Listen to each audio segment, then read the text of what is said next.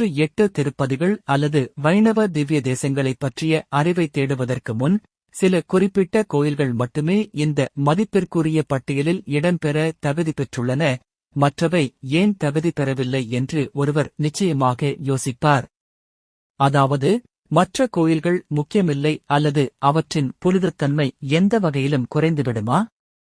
இல்லை, நிச்சயமாக இல்லை.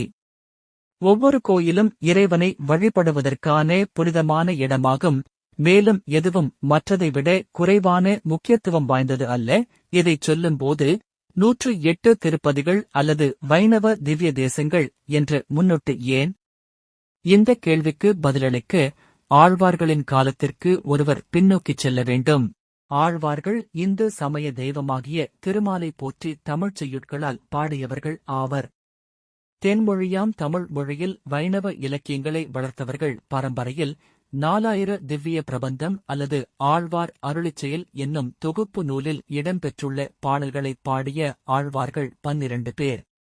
அவர்களுள் இறைவனை இறைவனாக காணாது இறைவனோடு உறவு முறையில் வாழ்ந்ததால் ஆண்டாளையும், இறைவனை பாடாது ஆசானை பாடினார் என்பதால் மதுரகவியாழ்வாரையும் வேறு வரிசையில் தொகுத்து ஆழ்வார்கள் 10 பேர் மட்டுமே எனக் காட்டுவாரம் உண்டு. இவர்கள் பொ. 5 முதல் 9 நூற்றாண்டு கால அளவில் வாழ்ந்தவர்கள். ஆழ்வார்கள் அதாவது மூழ்கியவர் என்பவர்கள் தென்னிந்தியாவின் தமிழ் கவிஞர் துறவிகள். அவர்கள் இந்து மத கடவுள் விஷ்ணுவிடம் பக்தி செலுத்தி ஏக்கம், பரவசம் மற்றும் சேவை ஆகியவற்றை பாடல்களில் வெளிப்படுத்தினர். விஷ்ணுவை இறுதி யதார்த்தமாக கருதும் வைணவ மதத்தில் அவர்கள் போற்றப்படுகிறார்கள். பல நவீன கல்வியாளர்கள் ஆழ்வார்களின் வாழ்நாளை கிபி 5ஆம் நூற்றாண்டுக்கும் 9ஆம் நூற்றாண்டுக்கும் இடைப்பட்டதாக கருதுகின்றனர். பாரம்பரியமாக ஆழ்வார்கள் கிபி 4200 முதல் கிபி 2700 வரை வாழ்ந்ததாக கருதப்படுகிறது. மரபுவழி ஆழ்வார்களின் எண்ணிக்கையை 10 என்று கூறுகிறது. இருப்பினும் ஆண்டாள் மற்றும் மதுரகவி ஆழ்வார் உள்ளிட்ட பிற குறிப்புகள் உள்ளன, இதனால் அந்த எண் 12 ஆகும். ஆண்டாள் மட்டுமே பெண் ஆழ்வார். சமகால 63 சைவ நாயன்மார்களுடன் சேர்ந்து அவர்கள் தமிழ்நாட்டைச் சேர்ந்த மிக முக்கியமான துறவிகளில் ஒருவர். தமிழ் வரலாற்றின் ஆரம்பகால இடைக்காலத்தில் இயற்றப்பட்ட ஆழ்வார்களின் பக்தி வெளிப்பாடுகள் விஷ்ணு மற்றும் அவரது அவதாரங்களுக்கான வழிபாட்டுப் பாடல்கள் மூலம் பக்தி இயக்கத்தின் பின்னணியில் வினையூக்கிகளாக இருந்தன. வைணவத்துடன் தொடர்புடைய தெய்வங்களின் 108 தெய்வீக மண்டலங்களான திவ்ய தேசங்களை அவர்கள் பாராட்டினர்.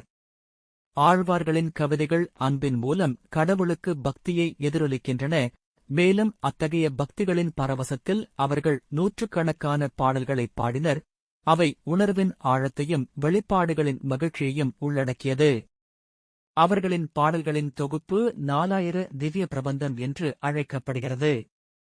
ஆழ்வார்களிடமிருந்து தோன்றிய பக்தி இலக்கியம் வேத மதத்திலிருந்து விலகி பக்தி மட்டுமே இரட்சிப்புக்கான ஒரே பாதையாக வேரூன்றிய ஒரு கலாச்சாரத்தை நிறுவுவதற்கும் நிலைநிறுத்துவதற்கும் பங்களித்துள்ளது. கூடுதலாக சமஸ்கிருத அறிவிலிருந்து சுயாதீனமான தமிழ் பக்தி வசனங்களுக்கு அவர்கள் பங்களித்தனர். ஆழ்வார்களின் மரபின் ஒரு பகுதியாக 5 வைணவ தத்துவ மரபுகள், சம்பிரதாயங்கள் ஒரு குறிப்பிட்ட காலகட்டத்தில் வளர்ந்தன. மேலும் பல சுவாரஸ்யமான தகவல்களுடன் உங்களை அடுத்த அத்தியாயத்தில் சந்திக்கிறேன்.